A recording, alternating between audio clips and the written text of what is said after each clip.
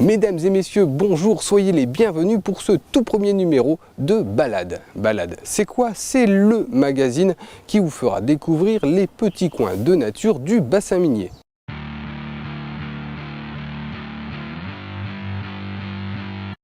Activités sportives ou simples promenades, seuls ou en famille, nous ferons le tour des choses à faire et à voir. Vous découvrirez des bébêtes qui volent, des animaux qui rampent, de l'eau qui fait et des arbres qui font rien.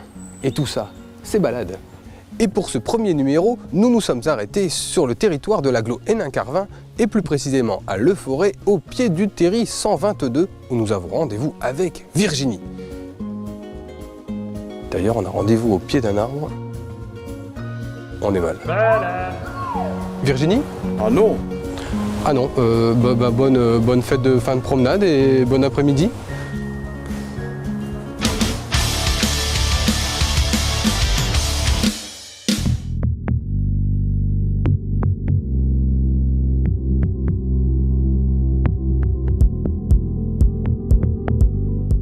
Salut Virginie, comment ça va? Ça va bien, et toi Nicolas? Bah, ça va bien, je t'ai tout de suite reconnu, tiens. Nous sommes ici au départ de la trame verte communautaire, mais alors, nous sommes où précisément? Alors ici on est à Le Forêt.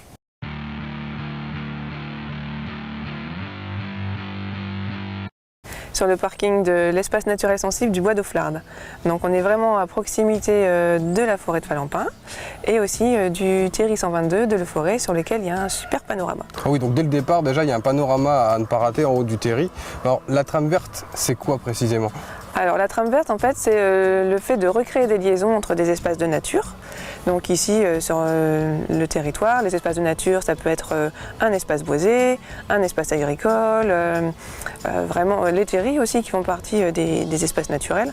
Donc le but de la trame verte c'est de recréer des liaisons, d'abord pour les animaux, mais aussi pour les hommes. Donc tout le monde peut les emprunter pour se déplacer d'un espace à l'autre, pour faire un peu de sport si on veut, mais c'est aussi surtout destiné à la découverte du patrimoine naturel de la communauté d'agglo Hénin-Carvin. On peut, si on veut, faire la boucle entièrement. Alors celle-ci, elle s'appelle la boucle des Trois Cavaliers. Elle fait 20 km. Elle traverse plusieurs communes comme la commune de Le Forêt, ici on est au point de départ, la commune de Dourges, d'Evin-Malmaison, de Wany. Et on peut l'emprunter soit à pied, soit en vélo. Il y a des panneaux qui permettent de s'y repérer. Et si on n'est pas des randonneurs confirmés, on peut quand même se repérer facilement. On n'est pas obligé d'être des grands sportifs non plus. C'est vraiment quelque chose d'abordable, techniquement parlant, c'est ça? Ah oui, tout à fait. Donc c'est assez plat, il n'y a pas de difficultés sportives particulières. Ça me rassure. C'est accessible aux familles, on peut y aller avec une poussette, il n'y a vraiment aucun souci là-dessus. On est surtout sur du revêtement en schiste, donc ça roule bien et on peut bien y marcher aussi. On parle de boucle, mais moi si je viens avec un véhicule, avec le vélo à l'arrière ou dans le coffre, est-ce que je suis sûr de retrouver ma voiture? Est-ce que la boucle est bouclée, j'ai envie de dire? Oui, tout à fait. Tu ne peux pas te perdre. Je ne peux pas me perdre. Ça me rassure, ça me réconforte. Parce qu'il y a donc les panneaux dont je parlais tout à l'heure, la signalétique, les bornes au sol, mais on a aussi un topo guide. Un topo guide, c'est quoi un topo guide? Alors c'est une petite carte papier qui permet de visualiser le tracé. Et il y a aussi des indications parce qu'il y a quand même deux portions qui ne sont pas aménagées sur la commune d'Austrécourt. Mais avec le topo guide, on peut tout à fait s'y repérer. D'accord. Et le topo guide, on peut le trouver où? Alors on peut le trouver sur le site de la communauté d'agglo Hénin-Carvin, sur le site internet. Donc en téléchargement, d'accord. Ou alors il est disponible en format papier aussi, soit à la CAC, soit dans les mairies. D'accord. Et sur simple demande, on peut également l'envoyer. C'est gratuit. Voilà, c'est tout à fait gratuit. On y voit aussi du coup les différents spots, les différents points à découvrir, ou alors c'est juste le tracé du parcours? Alors il y a le parcours et il y a aussi les points d'intérêt. Ah. Donc on peut déjà noter ici le bois d'Auflarde, puisque on est vraiment sur un espace naturel sensible qui est géré ici par Eden 62. On est sur les franges de la forêt de Falampin, donc vraiment pas très loin. Il y a le terri 122 dont on parlait tout à l'heure et qui permet d'avoir vraiment un beau panorama sur les alentours. On découvrait la nature mais aussi une partie du patrimoine par la même occasion. Tout à fait, le patrimoine. Donc patrimoine minier, donc il y a les cités minières, mais il y a aussi une chapelle polonaise qui est issue de l'histoire minière sur la commune de Wany. Sur la commune d'Evin-Malmaison, on pourra voir un ancien chevalement. Et il y aura aussi tout au long long du parcours, des panneaux pédagogiques comme celui-ci. Une multitude d'infos qui pourront être retrouvées tout au long de cette boucle. Donc des choses à voir, des choses à apprendre. J'ai envie de dire une sortie incontournable ici sur le territoire. Ça prend combien de temps? Alors je prends mon vélo là, j'en ai pour combien de temps pour faire le tour de la boucle? Sachant que je ne suis pas un grand sportif. Alors si on n'est pas un grand sportif, qu'on prend le temps de découvrir et de lire les panneaux, il faut compter 3 heures, 3 heures et demie en vélo. Ouais, donc ça peut être la bonne sortie du week-end en famille sans problème. Ouais.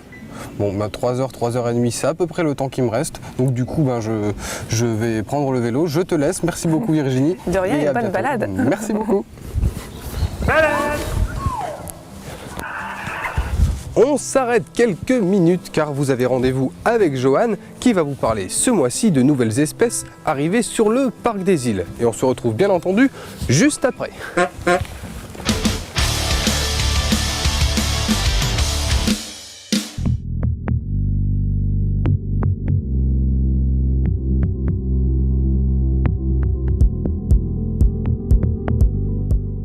Le parc a effectivement qu'une année de vie.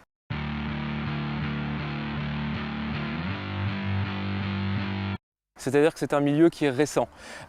Si on devait décomposer les différentes espèces qui sont présentes, effectivement, on a celles qui se développent grâce au terri. Donc les modèles de gestion du terri font qu'on a des reptiles, on a des orthoptères, c'est-à-dire des grillons, des sauterelles qui sont présents, et puis on va avoir des oiseaux. Tout cela est une chaîne alimentaire où chacun y trouve sa place, soit en tant que prédateur, soit en tant que proie. Du fait qu'il n'y a aucun produit de traitement, il n'y a aucune fauche, cette valorisation permet le développement de ces espèces. Ce sont des espèces qui sont en voie de développement, parce que la gestion y est appliquée de manière de protection, et des espèces qui arrivent, parce qu'on a un point d'eau nouveau, celui des bassins juste derrière moi. Donc, qui dit nouveau point d'eau, nouveau milieu de vie, et donc dans cette eau, on va retrouver du plus petit au plus grand des macro-invertébrés aquatiques, les insectes de l'eau, puis des amphibiens qui sont prédateurs eux-mêmes de ces insectes, et des surprédateurs comme les oiseaux, en l'occurrence des piscivores qui mangent donc des poissons. Ces espèces-là ont un rôle de régulateur. Si une espèce est malade en dessous dans les proies, elles vont consommer celle-ci en premier. Et donc cet équilibre-là permet un développement très rapide sur cette année de cet ensemble de cette chaîne alimentaire qui est présente en région et de manière beaucoup plus développée sur le parc des îles parce qu'on a une proximité de ces espaces grâce au bassin, à l'eau, au terri qui est juste à côté et à toute la strate herbacée qui compose cet écotone, c'est-à-dire ce milieu entre bassin et terri. Alors en quelques mois, depuis la fin de cet été, on observe dans l'eau donc une vie très importante, simplement des libellules, des amphibiens, lesquels la grenouille rousse, la grenouille agile, le triton ponctué, et en allant sur le terri, un développement très très fort du crapaud calamite. Quand je dis très très fort, c'est-à-dire qu'avant on avait une station d'environ 100 individus, on doit être dans un ordre d'à peu près 3 ou 4 000 individus en quelques mois qui s'est développé. Et puis au-delà de tout ça, ces oiseaux qui arrivent parce que l'eau est présente, donc des limicoles, des oiseaux avec des grandes pattes qui mangent les insectes de l'eau, comme le chevalier cul-blanc, le petit gravelot ou des pêcheurs, donc effectivement comme le héron et les grèbes présents sur le site. Alors toutes les espèces qui sont présentes d'amphibiens et de reptiles, il faut savoir qu'ils sont protégés à une échelle qui est européenne, nationale et régionale. Mais la mascotte, je dirais, de ce site reste quand même le crapaud calamite, car on ne le trouve que sur notre littoral ou sur les terris. Et la plus grosse station est présente ici. Alors, protégé veut dire rare et fragile. Rare, on a la chance de pouvoir l'observer. Fragile, il ne faut pas faire n'importe quoi. Le fait de lever un caillou est un biotope, c'est la maison du crapaud. Il faut absolument la remettre, cette pierre, au même endroit, sans écraser le crapaud quand on va venir la repositionner. D'autres espèces sont un petit peu plus difficiles à observer parce que plus grandes et donc ont besoin de plus de protection. Là, on va parler de renards, on va parler de grands oiseaux, des rapaces comme des faucons, des bus variables qui sont présents. Il faut s'armer un peu plus de patience et de technique. La technique la plus simple, c'est des couleurs naturelles, pas d'odeur artificielle et un coup de chance quand on se promène ou on pose un affût pour pouvoir les observer. Balade. Vous êtes déjà là. Bon, pour ma part, je vais terminer le circuit de la boucle 11. Pendant ce temps-là, je vous laisse en compagnie d'Eric pour la rubrique conseils, trucs et astuces, suivi bien sûr de l'agenda d'Aquaterra. C'est par là.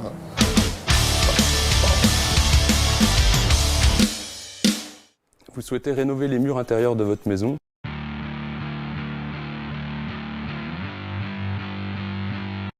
Petit conseil assez simple, vous pouvez utiliser un produit ancien que vous avez tous dans vos anciennes maisons qui s'appelait la bourre, le torchis. On va l'appeler l'enduit terre-paille aujourd'hui.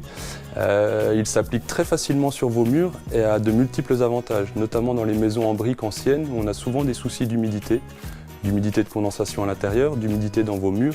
Ce matériau va permettre de laisser respirer vos murs, va aussi absorber l'humidité quand il y en a trop, va la relâcher quand il n'y en a pas assez. Il va permettre de travailler avec l'ambiance climatique intérieure de votre maison. Les autres avantages, c'est que c'est un produit local, qui coûte pas trop cher, qui se travaille très facilement. Vous pouvez le travailler avec vos enfants, vous n'avez pas besoin d'être un professionnel pour le mettre en œuvre. Pour poser un enduit terre, c'est assez simple, c'est fait de 3 matériaux. Donc on va retrouver de la terre, de l'argile, donc de la paille et du sable. Ces 3 éléments, vous allez les mixer avec de l'eau. Une quantité d'eau raisonnable pour pas qu'il soit trop liquide et pas qu'il dégouline sur votre mur quand vous allez le poser. Vous allez utiliser une taloche pour l'appliquer contre le mur. Une fois que vous l'avez étalé, en fonction de l'effet désiré, vous allez utiliser divers matériaux, des petites griffes, des taloches éponges pour le frotter, le griffer, le lisser, lui donner l'aspect que vous souhaitez réellement avoir au final. Vous pouvez aussi laisser libre cours à votre imagination et faire des formes un petit peu plus originales, avoir un aspect un petit peu plus rugueux en laissant ressortir la paille et le sable après un brossage un petit peu spécifique. Vous pouvez choisir aussi différentes teintes de couleurs, partant des beiges clairs vers des ocres un peu plus rouges, des marrons un petit peu plus foncés. Si le dosage a été bien effectué, le matériau ne se fissurera pas lorsqu'il va sécher. Une fois sec, 2, 3, 4 jours après, votre enduit terre est mis en œuvre et votre maison rénovée avec un matériau sain à l'intérieur de chez vous.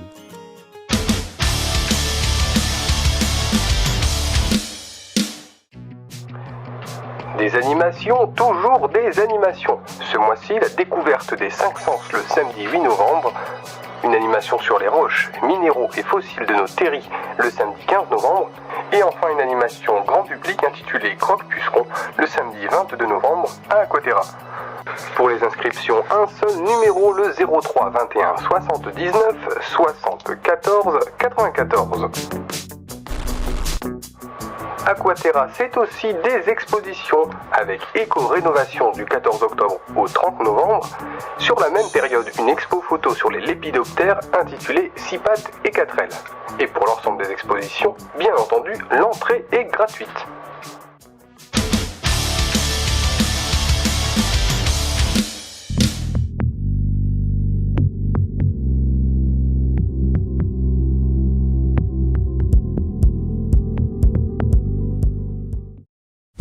Bon, je vous l'avoue, je suis un petit peu sorti de la boucle 11, mais nous sommes à quelques pas de la Trame Verte Communautaire puisque nous sommes à Wany, sur le site de la fosse 99 bis, où nous allons rencontrer Bruno. Il va nous parler de la richesse de ce site et d'un petit animal, le stalagmite néphrétique, un petit oiseau. Bruno, on vient de faire un petit tour là sur le site, il est quand même extraordinaire. Est-ce que tu peux un petit peu refaire le point sur ce site qui est quand même immense, il faut le dire, et puis quand même assez surprenant visuellement. On est ici sur l'espace naturel du 99 bis, qui est propriété du département du Pas-de-Calais.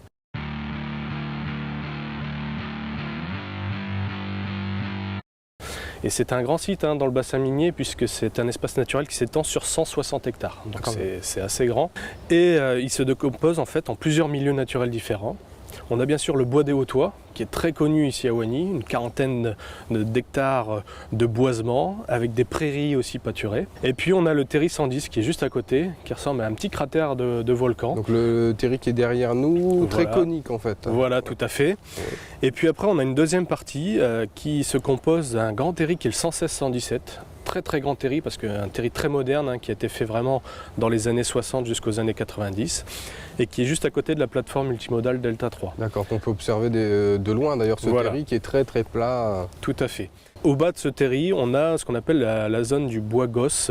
C'est une zone humide, une zone boisée aussi avec des prairies, donc tout un tas de milieux très diversifiés. Génial. Alors, Sur l'ensemble du site, on peut s'y promener à pied, à vélo, Alors voilà, les espaces naturels sensibles, c'est la découverte piétonne de la nature. donc uniquement à pied. Voilà, mais petite exception ici pour le 9-9 bis, parce que c'est un très grand site avec des chemins très larges qui peuvent vraiment accueillir aussi les vélos. Donc c'est un site aussi ouvert aux vélos. Donc pas de quad. Ah non, par contre, tout ce qui est engin motorisé type quad, motocross, c'est vraiment interdit. Pourquoi? Tout simplement pour la sécurité justement des promeneurs et puis aussi pour le dérangement des espèces animales et végétales.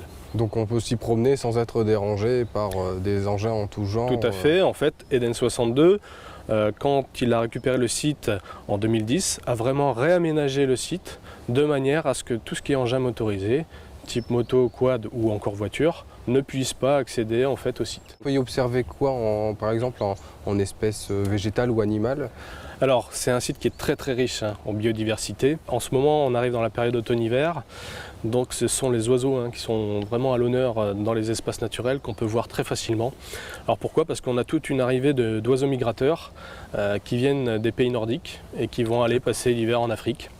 Et donc ils passent par le nord de la France et notamment ici le 9-9 bis. Ils sont sur la route de l'Afrique et ils se disent tiens, voilà, on s'arrête au 9-9 bis. L'air de rien, c'est un milieu accueillant pour eux. Et donc ils font des haltes parce qu'ils ont besoin de recharger les batteries avant de reprendre leur périple. Donc quel type d'espèces par exemple on peut rencontrer? Alors c'est surtout des passereaux en fait, donc des petits oiseaux qui vont migrer et notamment qui sont liés aux zones humides. Et un oiseau emblématique qui passe ici, c'est le phragmite aquatique. Le fameux phragmite aquatique. Ça parle pas forcément, mais voilà, pour si. décrire très rapidement, c'est un petit passereau qui vit dans les roselières et qui est très rare en Europe et qui va passer dans les roselières du 9-9 bis. On va pouvoir observer ici. Voilà. J'ai vu là-bas qu'il y avait des pâturages et j'ai vu des bébêtes un peu plus grosses que le passereau. Voilà, tu peux nous en parler? En fait, sur les prairies du bois des Hautois, mais aussi sur le terri 116-117, on a du pâturage. Alors, dans le bois des Hautois, c'est des poneys Highland qui vont pâturer. C'était des poneys. Voilà, c'est déjà des beaux poneys. C'est une race en fait rustique qui va pâturer ici toute l'année. Alors, ces poneys, ils entretiennent les prairies tout simplement. Ils évitent que tout ça, ça se boise, ça s'enfriche. Et puis ils ont une deuxième fonction, puisque les gardes nature d'Eden 62 vont s'en servir pour faire leur garderie à cheval, Génial. la surveillance du site. Donc tout ça, on peut l'observer ici sur le site Voilà. de la fosse 9-9 bis. S'il y avait pour toi une image à garder, un panorama incontournable ici sur le site, ce serait où? Alors ici, on a un très beau point de vue sur le site et sur la fosse 9-9 bis à partir du terri 110. Donc ce petit terri qui est en forme de cratère, qui est très bien aménagé puisqu'il y a un chemin qui monte jusqu'en haut. On y accède relativement facilement. Voilà, donc l'accès est facile et on a un très beau point de vue sur le site. Ah, c'est génial, ça donne envie, du coup je vais aller refaire un tour. Merci Bruno, on se dit à bientôt. De rien. Salut. Voilà, j'espère que tout ça vous aura donné envie de sortir de chez vous, d'aller vous balader. Bruno me faisait une petite remarque en aparté, surtout ne donnez pas à manger aux animaux. On ne donne pas de frites au canard, on ne donne pas de pain aux poneys, ils ont déjà tout ce qu'il faut, vous allez juste nuire à leur santé. Bruno me confie également un petit secret, alors ça reste entre nous bien entendu. Apparemment sur le site, 2 blocos auraient été aménagés afin que des chauves-souris passent l'hiver. Bon, en attendant Batman, je vous propose de nous retrouver le mois prochain pour un nouveau numéro de Balade.